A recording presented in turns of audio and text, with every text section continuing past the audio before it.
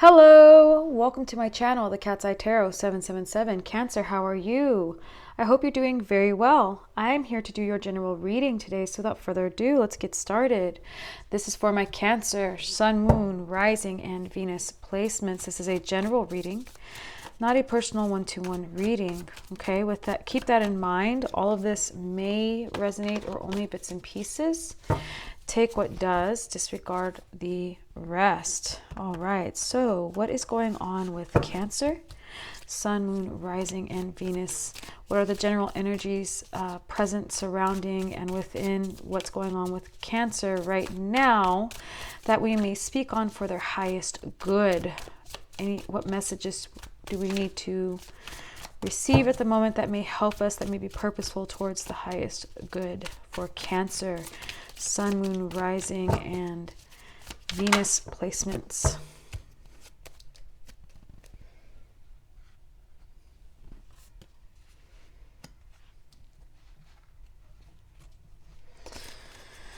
Any and all messages that would need to be spoken for Cancer, Sun, Moon, Rising, and Venus. Ooh.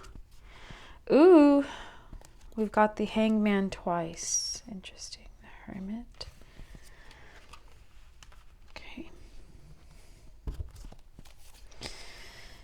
Cancer, Sun, Moon, Rising, and Venus.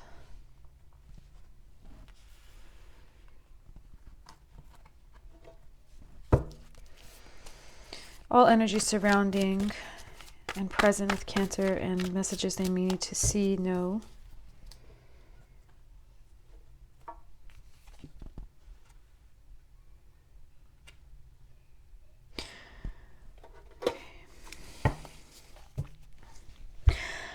Okay, Cancer. So we're starting with Death and the Hanged Man. Okay. We're moving with the Hermit, the Hanged Man again, with the Star. There's something here about major decision, but not making a move on a major decision. There's a lot of soul searching going on. Okay. Somebody misses someone, there's sadness, there's, I want to say someone misses somebody, or there's some type of feeling of sadness over something having to do with this Emperor. We have Aries, Virgo, Scorpio, Pisces, and Aquarius here. Also air energy, okay, Aquarius, Libra, Gemini. All may be present within your chart or in someone else's chart that you may be dealing with. Let me get some more clarification. Why Death and the Hanged Man? Can you clarify why Death and the Hanged Man are here? Why Death and the Hanged Man?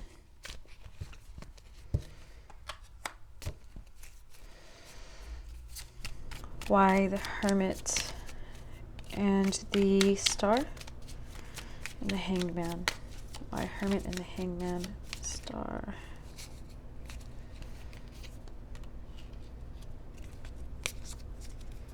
Four of Cups, King of Swords. Ooh, Four of Cups twice. Okay. Five of Cups and the Emperor. Too many cards. Can you tell me why Five of Cups is here with the Emperor?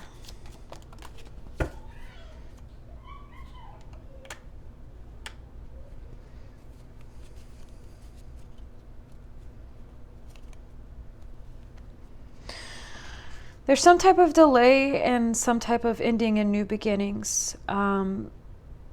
We can't see what it is physically, but there's something here about our intuition, knowing that nothing is moving. We know that something needs to end in order for something else to begin.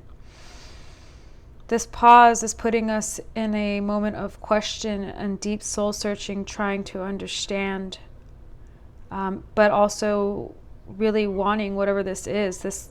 We want this. We're hoping, we're trying to hope for the best, but there's a pause. And so we're reflecting on why. Why is there a pause? There's something here about the lovers, okay? This could be a love interest that we have. Something having to do with a love interest that we have. Okay, there's the Four of Cups here twice with the King of Swords. Four of Cups is about being like stalemate, only focusing on what's lost, not seeing an opportunity because we're focusing on what's lost. And I think here the message is, being stuck in these feelings, we cannot make wise decisions. It's going to affect our decision making. It's going to affect us. Being caught up in these emotions will affect how we move forward. We need to be within our logical, analytical mind and strategize what we can do versus looking at what we have lost. All right. There's also, I feel like,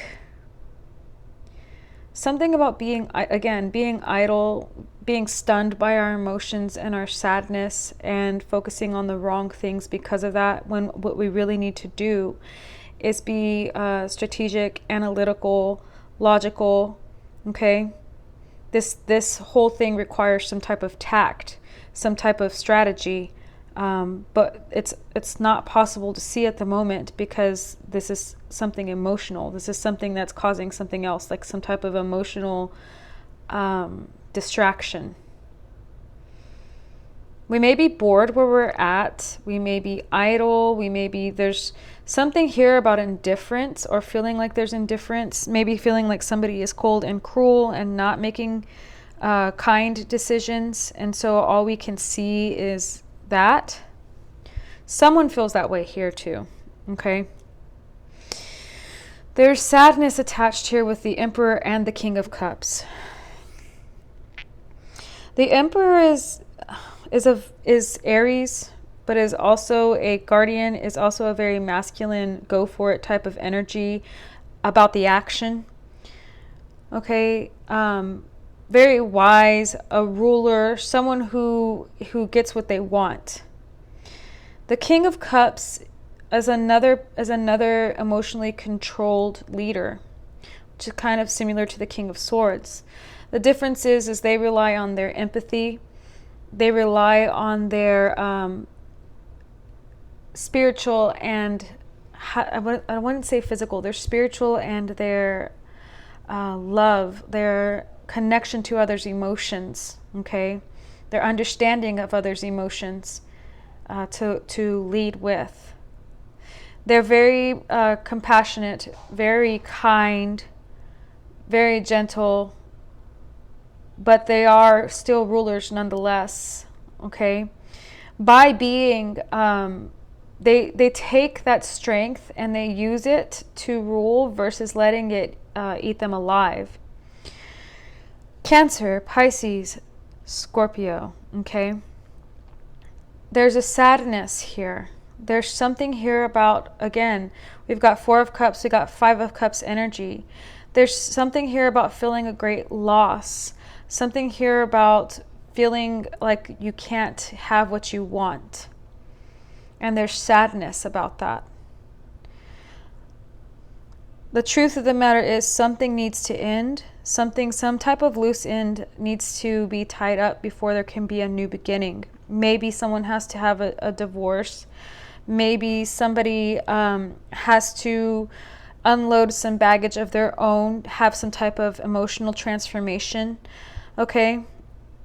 There's a need to, at this moment, not get sucked into this Four of Cups energy, not get sucked into this Five of Cups energy, and to instead, while this is a paused moment, while this is a feels like a stagnant moment, to take that, to observe, really observe, pull yourself outside of the feelings and look at the entire board before you and where the pieces are and why.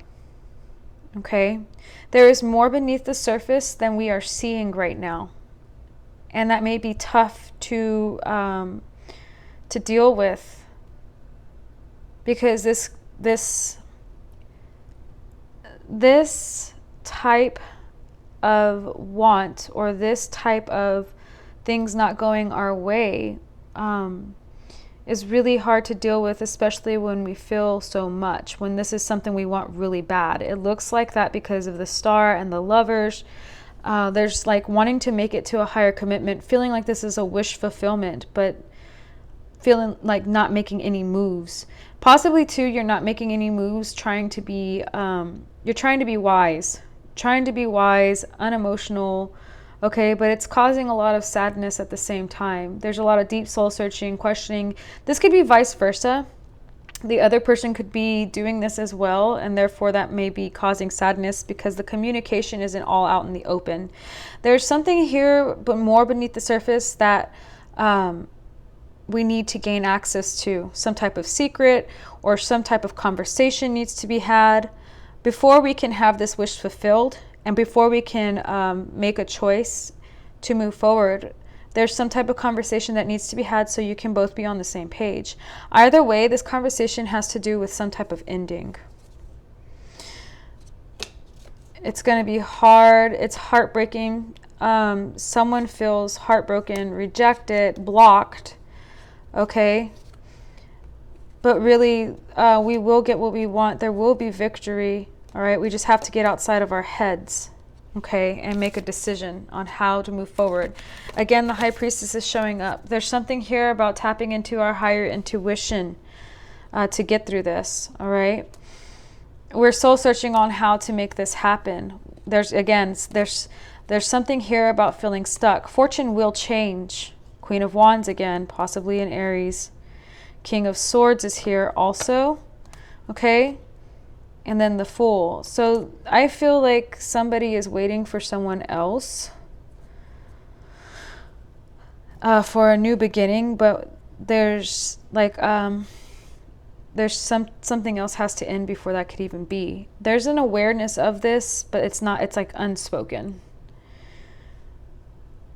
Again, the only thing I can say is that instead of using this time to lament, to be sad, to focus on what's lost, use this time to gain a higher wisdom. Get in touch with your higher wisdom, with your soul guides, with your intuition. Strengthen that at this moment. Do some soul searching so you can grow your intuition, okay? And see things from a different angle and gain wisdom from this situation. It might be that once you do that, once you take this time of pause, instead of it being a time of mourning, making it a time of growing, okay, then the idea you need in order to strategize and work with this person may come to be.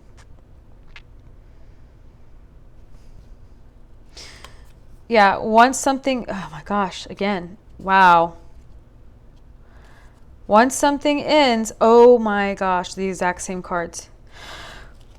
I just got chills. So once something ends and transforms, then we can have our wish, okay, and have everything we want. But someone has to become single. And there's going to be, it may be a fight, something with the courts. And it's going to require a lot of strength and all of our strength in battling and higher wisdom to break free of whatever this devil is. It's like you had the devil and the Temperance here, and Judgment, and then Happiness. Okay. So I will pull an oracle card for you, Cancer, to get one more message and see what it says for you. Okay. What else do I have for Cancer here? What else do I have for Cancer here?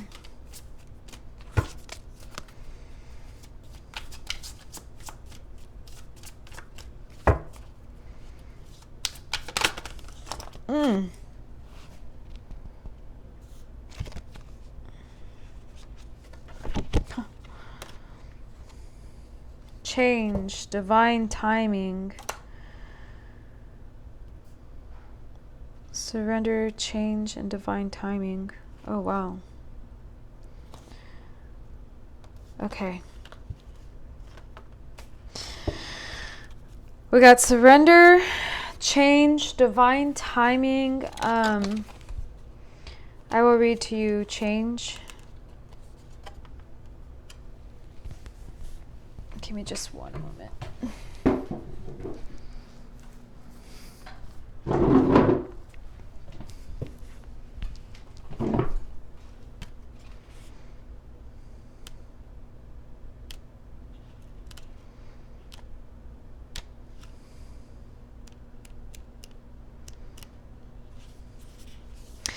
Her windswept shroud wrapped closely, a girl braces against a blustery autumn gale. A daffodil tucked behind her ear symbolizes the remembrance and optimism of spring, new life, and the inevitable cycles of nature. Twilight fast approaches as the last rays of the setting sun melt into a sultry rose hue. A canopy of tiny stars will soon illuminate the sky. Shepherds may well delight in such a sky, as it could portend a brighter day to follow. The tree will soon shed its leaves, and the upturned roots suggest it has already endured many changes. An owl, wisely observing the scene from the barren shelter of its boughs, waits for the winds to pass. The presence of this card signals change on the horizon. Like the falling leaves and twilight sky depicted, a cycle has reached its natural conclusion. Nature reveals that the only constant in life is change itself. By wisely accepting and embracing change, you allow the old to gracefully pass in order to make way for new growth. If change is needed, you can delight in the adventure of a new phase. But if you cling too tightly to the past and carry attachments that no longer serve your highest good, tests may arise. Change always comes bearing new gifts, but they may or may not be what you imagined. At times, we are powerless to effect change, as it is the very nature of life itself. Faith is part of the ballast that stabilizes us against unpredictable twists and turns in life, and helps us adapt to unforeseen challenges. You are always free to choose how best to handle change, but by seeking out the relevant wisdom it brings you, you venture forward joyously, with hope in your heart and a spring in your stride. I feel like the message here is do not be swallowed by sadness or defeat. This is not sadness or defeat. This is only a moment in time where things are paused for a reason. There's something to gain actually from this stillness at the moment, and it's not defeat. Okay? That's what I have for you, Cancer. Please remember to like, share, and subscribe, and I look forward to seeing you next time.